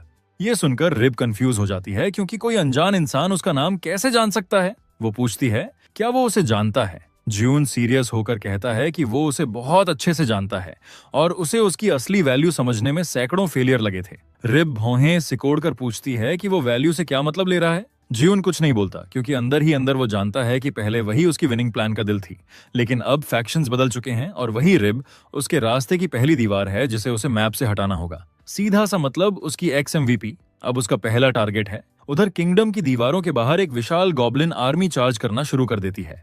उन्हें देखकर सैनिकों और वॉरियर्स में पैनिक फैल जाता है। आर्चर्स जल्दी से पोजीशन लेते हैं और चिल्लाते हैं कि गॉब्लिन्स आ रहे हैं। डर से कांपते हुए भी वो तीर चलाकर कई गॉब्लिन्स को गिरा देते हैं। जैसे जैसे और गॉब्लिन्स दीवार पर चढ़ने लगते हैं, वॉरियर्स एक दूसरे पर चिल्लाते हैं कि जिन्हें धनुष चलाना नहीं आता वो पत्थर फेंको, लेकिन किसी भी हालत में गॉब्लिन्स को रैम्पार्ट तक पहुंचने मत दो। फिर भी गॉब्लिन वेव स्लो नहीं होती। एक सैनिक डर के मारे चिल्ला उठता है कि इस रेट पर वो दीवार होल्ड नहीं कर पाएंगे और गॉब्लिन्स जल्द ही किंगडम में घुस जाएंगे। हताश होकर वो पूछता है कि क्या कमांडर अभी तक नहीं आया। तभी दूसरा सैनिक जवाब देता है कि सर, एरीज रास्ते में है। ये सुनते ही पहला सैनिक उम्मीद से भर जाता है और पूछता है, क्या सच में? जब कंफर्मेशन मिलती है तो वो सबको चिल्लाकर कहता है कि बस टिके रहो, क्योंकि अगर सर एरीज आ गए तो गॉब्लिन्स अंदर नहीं घुस पाएंगे। उसी वक्त किंगडम के अंदर रिब अपनी तलवार उठाकर जून की गर्दन पर तान देती है और सख्त आवाज में पूछती है कि वो कहां से आया है और असल में है कौन। वो चेतावनी देती है कि किंगडम वॉर में है और अगर वो नहीं बोलेगा तो वो खुद फैसला लेगी। जून पूरी तरह शांत रहता है और उसकी आंखों में देखते हुए चुप रहता है। अंदर ही अंदर वो मानता है कि वो इसी वक्त रिब को मार देना चाहता है ताकि अपने रास्ते का सबसे खतरनाक खतरा हटा सके, लेकिन वो ये भी जानता है कि ये काम इतना आसान नहीं है। जून को अच्छे से पता है कि क्लोज कॉम्बैट में चाहे किसी भी रैंक का नाइट आ जाए, रिब को कोई नहीं हरा सकता। इसलिए वो फटाफट हाथ उठाता है, क्योंकि अब उसके पास कूल बनने और नकली स्माइल चिपकाने के अलावा कोई ऑप्शन नहीं बचता। वो कंफ्यूज टूरिस्ट की तरह आसमान की तरफ इशारा करके बोल देता है कि वो फर्स्ट डिस्ट्रिक्ट का एक नॉर्मल सिटीजन है और वॉर में हेल्प करने आया था, लेकिन रास्ता भटक गया। वो अभी और ड्रामा कुक करता, उससे पहले ही रिजल ड्रेक अचानक ऊपर से उड़ता हुआ निकल जाता है और एक सॉफ्ट सी रोर छोड़ देता है, जिससे रिब का ध्यान उस पर चला जाता है और वो कंफ्यूज होकर उसे देखने लगती है। उसके चेहरे पर साफ सवाल होता है कि पैलेस के अंदर एक मॉन्स्टर आखिर कर क्या रहा है। ज्यून वहीं फ्रीज हो जाता है और पैनिक अंदर से चढ़ने लगता है, लेकिन बाहर से वो नर्वस स्माइल पहन लेता है। जब रिब पूछती है कि पैलेस में मॉन्स्टर क्यों है और क्या पहले हुआ एक्सप्लोजन उसी की वजह से था, तो जून का पेट अंदर से बैठ जाता है। उसे समझ आ जाता है कि उसकी किस्मत आज पूरी तरह करप्ट मोड में है, क्योंकि रिब ने रिजल ड्रेक को सबसे खराब टाइम पर देख लिया था। रिब अपनी तलवार पीछे खींचती है और ज्यून की तरफ चलने लगती है और ज्यून को स्ट्रॉन्ग बैड फील आने लगती है। उसे लगता है कि अब वो शक कर रही है कि शायद वो मॉन्स्टर के साथ मिला हुआ है और अगर ऐसा हुआ तो फिर कोई यू टर्न नहीं बचेगा। वो सोचने लगता है कि शायद उसे फिर से रिजल ड्रेक पर जंप करके आसमान के रास्ते भागना पड़े।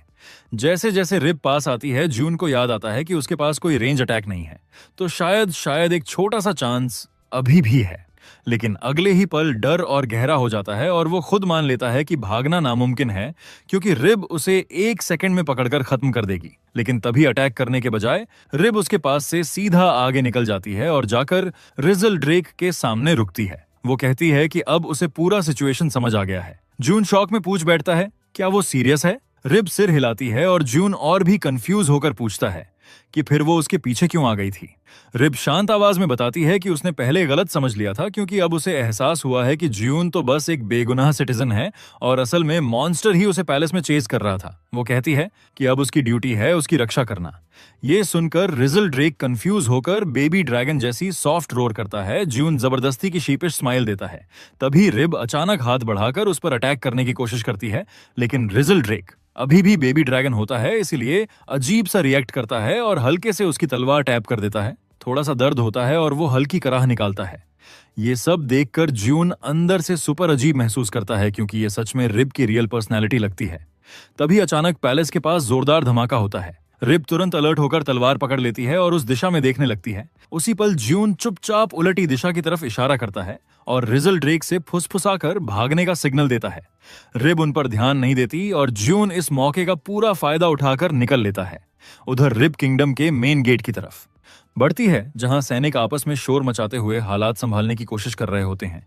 वहां पहुंचकर वो सोचती है कि शायद वो एक्सप्लोजन कोई गलती या फ्रेंडली फायर रहा हो। वो एरिया को स्कैन करती है और सोचती है कि एरीज आखिर गायब कहां हो गया। तभी एक गार्ड उसे देख लेता है और जोर से अनाउंस करता है कि रिब आ चुकी है। वो मेन गेट की तरफ इशारा करके उसे देखने को कहता है। रिब देखती है कि गेट पर एक इनकमिंग आर्मी हमला करके उसे तोड़ रही है। ये देखकर वो शॉक में आ जाती है और तुरंत बैटल मोड में आ जाती है। वो तेजी से गेट की तरफ दौड़ती है और सबको ऑन ऑर्डर देती है कि धनुष बंद करो और क्लोज कॉम्बैट के लिए रेडी हो जाओ। गार्ड्स तब दंग रह जाते हैं जब उन्हें एहसास होता है कि S rank night rib field में उतर चुकी है। गेट के ऊपर आर्चर्स लगातार तीर चला रहे होते हैं, लेकिन फिर भी गॉब्लिन आर्मी रुकने का नाम नहीं लेती। एक विशालकाय गॉब्लिन भारी भरकम हथियार लेकर सीधा मेन गेट की तरफ दौड़ता है, हथियार उठाता है और पूरी ताकत से गेट पर दे मारता है। जोरदार धमाके की आवाज गूंजती है और 1 सेकंड के लिए सब शॉक में फ्रीज हो जाते हैं। वही गॉब्लिन दोबारा वार करता है और इस बार गेट में एक बहुत बड़ा होल बन जाता है। उसी पल पूरी गॉब्लिन आर्मी पागलों की तरह किंगडम के अंदर घुस पड़ती है। पहले से अलर्ट रिब सबको चिल्लाकर कहती है कि काउंटर अटैक के लिए रेडी हो जाओ और किसी भी हालत में किंगडम को डिफेंड करो। गॉब्लिन्स आगे की तरफ चार्ज करते हैं और सोल्जर्स भी दौड़ पड़ते हैं। दोनों साइड आमने सामने टकराते हैं जैसे कोई स्कूल स्पोर्ट्स डे हो, लेकिन तलवारों और खून के साथ। पूरी फाइट शुरू होने से ठीक पहले रिब की नजर साइड में खड़े एरीज पर पड़ती है, जो चारों तरफ की तबाही देखकर पूरी तरह स्टन हो चुका होता है। उसे अचानक याद आता है कि वो ही कमांडर है, लेकिन जब तक वो सीन तक पहुंचता है तब तक गेट पूरी तरह टूट चुका होता है। गुस्से में वो गॉब्लिन्स को बेवकूफ कहता है और अपनी स्किल फ्लेम वॉल यूज करता है। गॉब्लिन्स को डॉज करने का टाइम तक नहीं मिलता और वो वहीं जलने लगते हैं।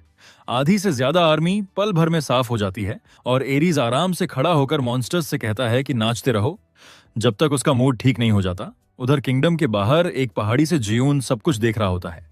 वो विशाल फ्लेम वॉल को गॉब्लिन्स को तबाह करते हुए देखता है और पूरी लड़ाई को ध्यान से ऑब्जर्व करता रहता है। उसे साफ समझ आ जाता है कि फाइट ने अब नया मोड़ ले लिया है। उसे याद आता है कि कैसे उसने कभी अकेले 100 वेव्स रोकी थीं, लेकिन अब रोल्स रिवर्स हो चुके हैं। अब मॉन्स्टर फैक्शन का गोल है 100 वेव्स के अंदर ह्यूमन साइड को तबाह करना, और अब यह जिम्मेदारी उसी की है। तभी रोजल ड्रेक उसकी तरफ देखता है और जियून उसे नोटिस कर लेता है। वो हल्के से रीसल ड्रेक को थपथपाता है और सोचता है कि अगर वो उस पल में वापस जा पाता तो शायद सब कुछ बदलना नामुमकिन नहीं होता। वो अपने दिमाग में नाइट्स से कहता है कि बस थोड़ा और इंतजार करो। उसे पूरा यकीन है कि जब वो दोबारा इस जगह लौटेगा तो यही किंगडम रहम की भीख मांग रहा होगा। बैटलफील्ड पर आखिरकार युद्ध खत्म हो जाता है और सोल्जर्स रिब और एरीज के साथ मिलकर सारे गॉब्लिन्स को हरा देते हैं। लेकिन तभी जंगल की तरफ से एक अजीब सी क्रिएचर जून को चुपके से देखती है, जबकि जून सामने जलते हुए गॉब्लिन्स पर फोकस किए रहता है। वो आखिरी बार किंगडम की तरफ देखता है और सोचता है कि यहीं से सब शुरू हुआ था। लेकिन जैसे ही वो आगे मुड़कर देखता है, वो खुद को एक अजीब से जंगल के सामने खड़ा पाता है। उसका दिमाग एक सेकंड के लिए लैग करता है और वो सोचता है, क्या ये मॉन्स्टर फैक्शन है? उसे पता है कि नाइट डिफेंस में ऐसा कोई रास्ता कभी था ही नहीं। उसे याद आता है कि कैसे उसने 100 वेव्स ब्लॉक करने के लिए सैकड़ों बार गेम रीसेट किया था, और इसी वजह से वो किंगडम की मिलिट्री स्ट्रेंथ को अपने टाइम टेबल से भी बेहतर समझता है। लेकिन अब उसे एहसास होता है कि ये जंगल उस किंगडम का हिस्सा नहीं है और अब से उसका कोई भी गेम नॉलेज काम नहीं आएगा। तभी उसे एक बहुत जरूरी बात याद आती है जो उसके दिमाग से पूरी तरह निकल चुकी थी। वो रीसेल ड्रेक की तरफ देखता है और समझता है कि ये ड्रैगन शुरुआत से ही उसके साथ है। इसी ने कासल टूटने के बाद उसे एरीज के हाथों मरने से बचाया था। लेकिन जून कुछ बोल पाता उससे पहले ही रिसेल ड्रेक जिज्ञासा में उड़कर आगे निकल जाता है और जून थोड़ा कंफ्यूज रह जाता है। वो उसकी नजर फॉलो करता है और देखता है कि राइजल ड्रेक जमीन की तरफ जा रहा है। तभी उसकी नजर चींटियों के एक झुंड पर पड़ती है। उनमें से एक चींटी रिजल ड्रेक को देखकर शॉक में आ जाती है। जून छोटे ड्रैगन को देखता रहता है और उसे महसूस होता है कि उसकी हरकतें ड्रैगन से ज्यादा बिल्ली जैसी लगती हैं। जब रजल ड्रीक चींटियों के बीच घूमता रहता है, जून सिर हिलाता है और खुद को अपनी मेन मिशन पर दोबारा फोकस करता है। वो अगला कदम सोचने लगता है कि अब क्या करना है। तभी अचानक उसके सामने एक लाल स्क्रीन पॉपअप होती है। जैसा कि उम्मीद थी, ये मेन क्वेस्ट स्क्रीन होती है। क्वेस्ट का नाम मॉन्स्टर फैक्शन कंस्ट्रक्शन होता है और उसका गोल साफ लिखा होता है, मॉन्स्टर्स इकट्ठा करो और एक पूरा फैक्शन खड़ा करो। रिवॉर्ड में एक रैंडम स्किल मिलने वाली होती है। ये पढ़ते ही जून का दिमाग फुल स्पीड पर चलने लगता है। अगर उसे मॉन्स्टर फैक्शन बनाना है तो क्या उसे एक एक करके मॉन्स्टर्स ढूंढने पड़ेंगे? उसके दिमाग में सबसे पहले गॉब्लिन्स आते हैं, क्योंकि ऐसे शुरुआती स्टेज पर आमतौर पर वीक और लो लेवल गॉब्लिन्स ही मिलते हैं। यही सोचकर वो जंगल में चारों तरफ देखता है, लेकिन और ज्यादा कंफ्यूज हो जाता है क्योंकि दूर दूर तक एक भी खरगोश तक नजर नहीं आता। गॉब्लिन्स तो भूल ही जाओ। तभी उसे एक और बड़ी प्रॉब्लम याद आती है। मॉन्स्टर्स को रिक्रूट करने से पहले उनसे बात भी तो करनी होगी, लेकिन जब उसे मॉन्स्टर लैंग्वेज ही नहीं आती तो कम्युनिकेशन कैसे करेगा?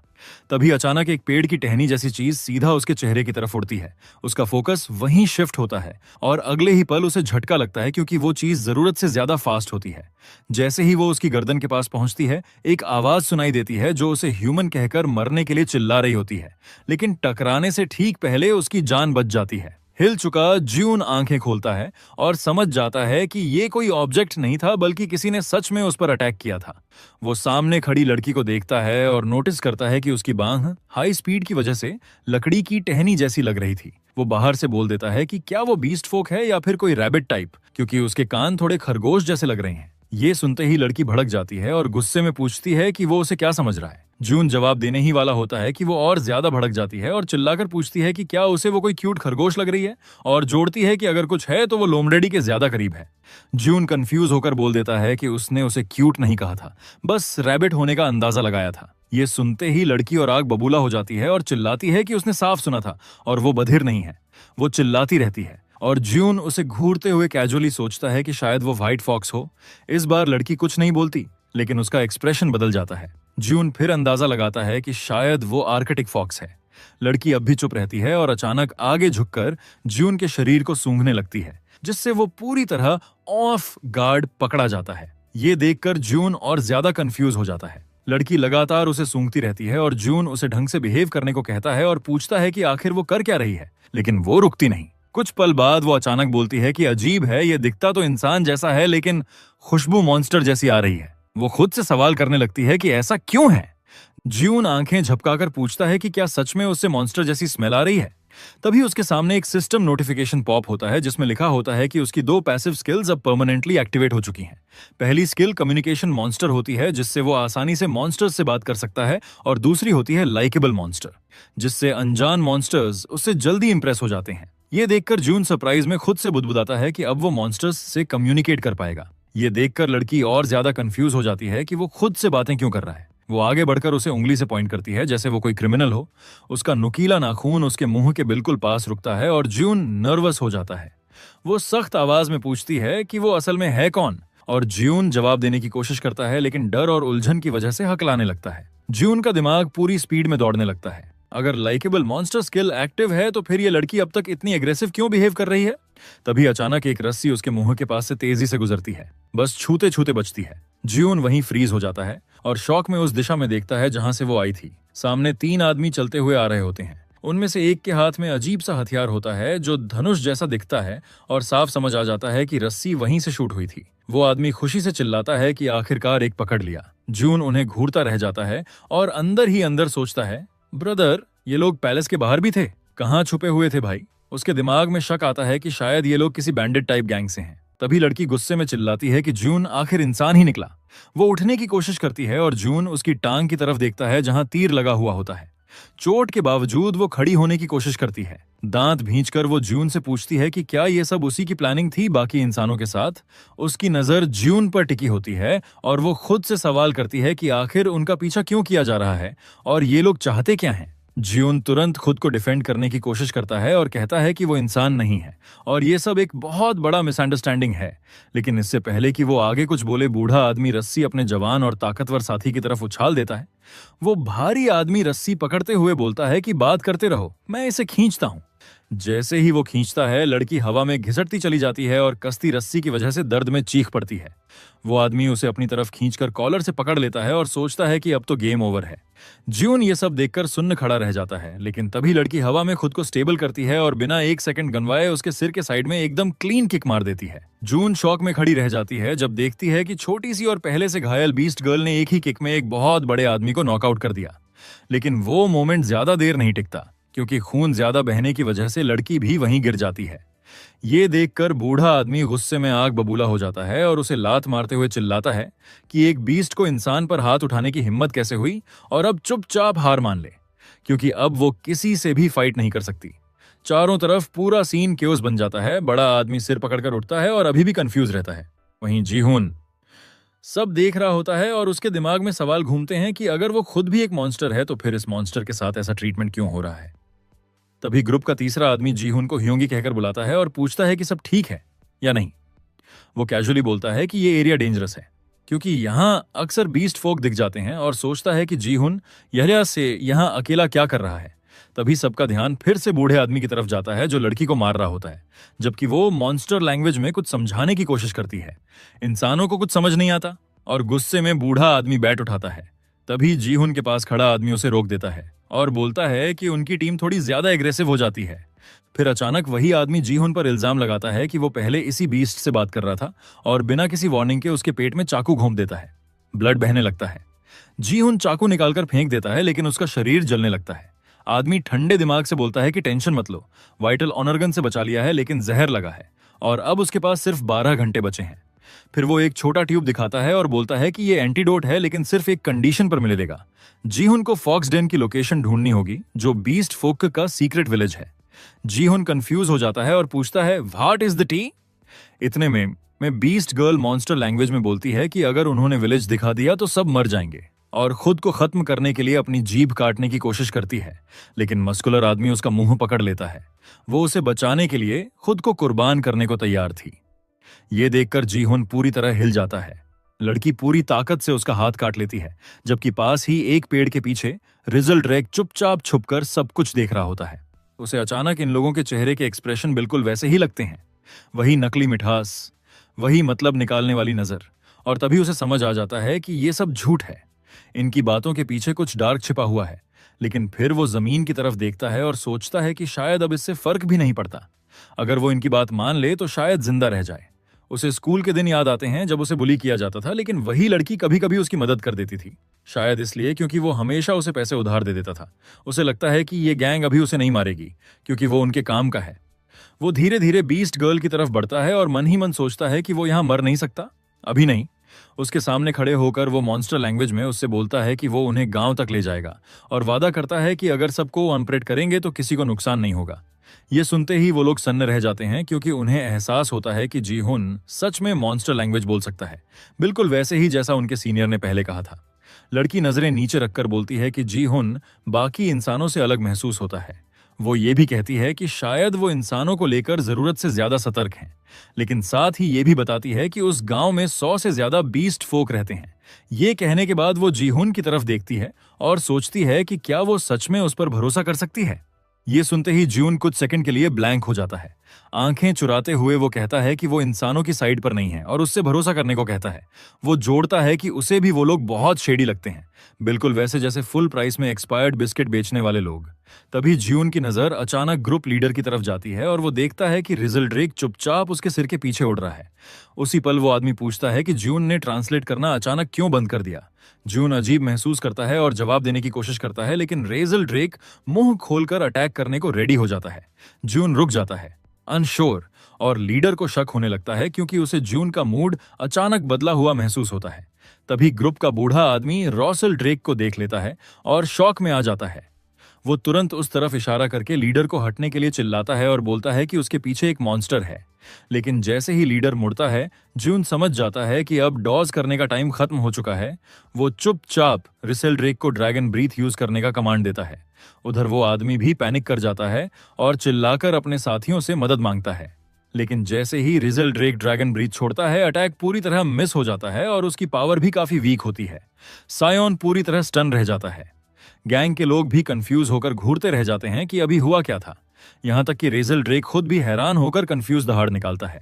ड्रेक बार बार रीजल ड्रेक को देखता है और सोचता है कि क्या अब भी कूलडाउन खत्म नहीं हुआ, जबकि पिछले ड्रैगन ब्रीथ को काफी वक्त हो चुका है। इस बीच गैंग का भारी आदमी डर जाता है और जमीन की तरफ देखता है जहां अटैक गिरा था। वहां की घास सस्ते आइसक्रीम की तरह पिघल चुकी होती है। वो बोलता है कि अटैक स्ट्रांग नहीं था, लेकिन अगर ये लीडर के गंजे स्पॉट सॉरी क्राउन पर लग जाता तो सीधा फ्यूनरल मोड होता। तभी वो गैंग लीडर, जो मुश्किल से बचा था, अपना बैट हथियार पकड़ लेता है और शिकायत करता है कि उसकी अभी शादी भी नहीं हुई है। वो गुस्से में रिजल ड्रेक पर वार करने की तैयारी करता है और मॉन्स्टर को लगभग उसकी जान लेने के लिए ब्लेम करता है। वो तेजी से स्विंग करता है और राइजल ड्रेक टाइम पर डॉज नहीं कर पाता। वार सीधा लगता है और जून शॉक में देखता रह जाता है। राइजल ड्रेक जमीन पर क्रैश हो जाता है और लीडर और भड़क जाता है, ये चिल्लाते हुए कि उस मॉन्स्टर ने उसके घने बालों के साथ ऐसा करने की हिम्मत कैसे की। गैंग का बूढ़ा आदमी कहता है कि उसने पहली बार ऐसा मॉन्स्टर देखा है और पूछता है कि अब क्या करना चाहिए। वो ये भी जोड़ता है कि अगर इसे पकड़कर बेच दिया जाए तो अच्छा पैसा मिल सकता है। लेकिन लीडर राइजल ड्रेक की तरफ बढ़ते हुए कहता है कि इस मॉन्स्टर को बेचने की कोई जरूरत नहीं है। जून अब भी स्टैचू मोड में फ्रीज खड़ा रहता है। तभी गैंग लीडर अपने लोगों से बोलता है कि जी हुन और बीस्ट गर्ल पर नजर रखो और मॉन्स्टर को वो खुद हैंडल करेगा। जैसे जैसे वो रीजल ड्रेक्स की तरफ बढ़ता है, जून के अंदर गुस्सा और बेबसी का खतरनाक मिक्स बनने लगता है। वो सोचता है क्या सिर्फ मॉन्स्टर से बात कर पाने की वजह से उसे जिंदा रहने का हक मिलना चाहिए। उसका दिमाग सीधा स्कूल के दिनों में चला जाता है और उसे प्रेजेंट से कनेक्शन साफ दिखने लगता है। तब भी वो अपनी वैल्यू प्रूव करने की कोशिश करता था और अब भी वही कर रहा है। अंदर से वो जानता है कि वो अब तक सिर्फ एक डरपोक की तरह सरवाइव करता आया है, लेकिन अचानक उसे ऐसा फील होता है जैसे कोई एक्स का नंबर हमेशा के लिए डिलीट कर दे। उसे एहसास होता है कि ये बोझ अब उसकी लाइफ में जरूरी नहीं है। चाहे उसे पता हो आगे क्या होने वाला है। फिर भी उसके दिमाग में वो सीन फ्लैश होता है जब उसके पिता ने उसे छोड़ दिया था और उसकी प्यारी बिल्ली लूलू को मार दिया था। वो याद सीधा दिल पर वार करती है, उसके अंदर आग जैसी गुस्सा भर जाता है। वो अब कुछ भी और खोना नहीं चाहता। उधर गैंग लीडर हथियार ऊपर उठाकर रोजेल ड्रेक्स को अनसिविलाइज्ड मॉन्स्टर बोलता है और खत्म करने के लिए रेडी हो जाता है। ये देख बीस्ट गर्ल शॉक में फ्रीज हो जाती है क्योंकि उसे समझ आ जाता है कि वो छोटे मॉन्स्टर को मारने वाला है। लेकिन तभी जी हुन का passive skill physical monster activate हो जाता है जो उसे ह्यूमन लिमिट से आगे ले जाता है। जून बिजली की तरह लीडर की तरफ डैश करता है और चिल्लाता है कि इस दुनिया को जिसकी जरूरत नहीं है वो खुद है। हथियार रिसेल ड्रेक पर गिरने से ठीक पहले शी हुन पूरी ताकत से लीडर के चेहरे पर मुक्का मार देता है। बीस्ट गर्ल और गैंग मेंबर्स आंखें फाड़कर देख रहे होते हैं। बूढ़ा आदमी कांप जाता है जब लीडर जमीन पर गिरकर दर्द से कराहता है। गैंग के लोग भागकर चेक करते हैं कि वो जिंदा है या नहीं। बीस्ट गर्ल वहीं खड़ी ज्यून को देखती रहती है और समझ जाती है कि उसकी आंखें जहर से जलते खून वाले इंसान की हैं। फिर भी वो हैरान होती है कि वो मूव कैसे कर पा रहा है। ज्यून आगे बढ़कर रिजल ड्रेक को प्यार से उठाता है। बीस्ट गर्ल कंफ्यूज रहती है कि वो क्या करने वाला है। ज्यून बोलता है कि रिजल ड्रेक ने उसे बचाने के लिए ऐसा किया। उसे पता है मॉन्स्टर ने अपनी जान रिस्क में डाली थी। रिजल को उठाते हुए वो कहता है कि उसे देखकर उसे एक बच्चे की याद आती है और तभी लूलू की याद आ जाती है जो हमेशा उसके साथ रहती थी, उसे ताकत देती थी और मुस्कुराने की वजह बनती थी। वो बोलता है कि लूलू उसका इकलौता दोस्त थी और रजलिद चुपचाप उसे देखता रहता है। ज्यून धीरे से जोड़ता है कि अब से वो हमेशा रिजल टी साइड पर रहेगा और उसे प्रोटेक्ट करेगा। उधर बूढ़ा आदमी और भारी भरकम आदमी ज्यून को घूरते हुए गालियां बुदबुदाते हैं। जैसे ही भारी आदमी पिटे हुए लीडर को उठाकर जाने लगता है, बूढ़ा आदमी चिल्लाकर पूछता है कि क्या ज्यून को जरा भी आइडिया है उनका बॉस कौन है, और धमकी देता है कि अगर बॉस को पता चला तो ज्यून की साइड से कोई भी जिंदा नहीं बचेगा। ज्यून की एक ठंडी नजर ही दोनों को हिला देती है। वो तुरंत मुड़कर भाग जाते हैं। फिर भी बूढ़ा आदमी दूर से एक्टिंग करता है और चिल्लाता है कि जीवन इंतजार करे, वो बाद में बदला लेगा। जीवन कुछ नहीं बोलता, बस मन में कहता है हाँ हाँ ग्रैंडपा। उनके गायब होते ही रेजल ड्रेक खुशी से कूदने लगता है और बच्चे की तरह हंसता है। बीस्ट फोक हाँफ जाती है और राइजल ड्रेक ज्यून को हिलाकर उठाने की कोशिश करता है, लेकिन ज्यून कोई रिस्पॉन्स नहीं देता। उसकी आंखें धीरे धीरे बंद होने लगती हैं और वो राइजल ड्रेक को देखते हुए सोचता है क्या यहीं उसकी कहानी खत्म हो रही है। मरने का डर उसे अपने लिए नहीं बल्कि इसलिए लगता है क्योंकि उसे नहीं पता उसके बाद रिजल ड्रेक और बीस्ट फोक का क्या होगा। उसने तो अभी अभी वादा किया था कि वो राइजल ड्रेक को हर हाल में बचाएगा। उसकी टूटती चेतना बचपन की एक याद में बह जाती है जहां वो अपनी मां के पास बैठा है जो हॉस्पिटल बेड पर चुपचाप लेटी हुई है। ज्यून धीरे धीरे अपनी आंखें खोलता है और पाता है कि वो किसी गुफा जैसी जगह में है। ऊपर देखने पर उसे समझ आता है कि बीस्ट फोक अपनी पीठ पर उसे उठाकर ले जा रही है। कंफ्यूज होकर वो पूछता है कि हम कहाँ हैं, लेकिन रिया बस बोलती है कि अभी मत बोलो और मूव मत करो। ज्यून अभी भी पजल्ड धीरे से पूछता है कि आखिर उसने उसकी मदद क्यों की। रिया कोई जवाब नहीं देती और ज्यून चुप रह जाता है। कुछ ही देर में वो एक गांव पहुंचते हैं जहां बीस्ट फोक उसे वार्मली वेलकम करते हैं। उसके जैसी जाति के लोग रिया का नाम पुकारते हैं, इकट्ठा होते हैं और अनाउंस करते हैं कि रिया ने एक ह्यूमन को वापस लाया है। ज्यून मीनवाइल एक घर के अंदर चिल कर रहा होता है और रिकवर कर रहा होता है, लेकिन बाहर कुछ क्यूरियस बीस्ट फोक खिड़कियों से झांकते रहते हैं। कुछ विस्पर करते हैं कि भले ही ये लड़का ह्यूमन लगता है लेकिन इसमें कुछ फिशी है। कुछ लोग एडमिट करते हैं कि किसी वियर्ड रीजन से उन्हें ये लड़का लाइक भी लग रहा है। ज्यून बेड पर लेटा रहता है और सुनता है कि पॉइजन अब शायद काम करना बंद कर चुका है। एक और नोट करता है कि कब उठेगा पता नहीं, लेकिन ज्यून सब सुनकर बस प्रिटेंड करता है कि सो रहा है क्योंकि इतने सारे आइस पर उसका ध्यान जाना सुपर ऑकवर्ड लगता है। आज का वीडियो यहीं खत्म होता है। अगली वीडियो में फिर मिलेंगे और ये सीरीज अभी सिर्फ बिल्डअप फेज में चल रही है, इसलिए स्टोरी थोड़ी स्लो मूव कर रही है, लेकिन कुछ ही दिनों बाद इसका पेस एकदम फास्ट होने वाला है और कंटेंट भी नेक्स्ट लेवल इंटरेस्टिंग हो जाएगा। तो अगर तुम लोग चाहते हो कि मैं इस सीरीज को कंटिन्यू करूं तो फुल सपोर्ट दिखाओ, और अगर फील नहीं आ रही तो कोई और नया और फ्रेश कॉन्सेप्ट लेकर आ जाऊंगा। कोई जबरदस्ती नहीं है भाई, बस कमेंट बॉक्स में साफ साफ बता देना कि क्या इसे आगे बढ़ाना चाहिए या नहीं, क्योंकि तुम्हारा सपोर्ट ही मेरी असली मोटिवेशन है। बाकी सब सीन सेकेंडरी है। तो मिलते हैं अगली बार, तब तक के लिए बाय बाय।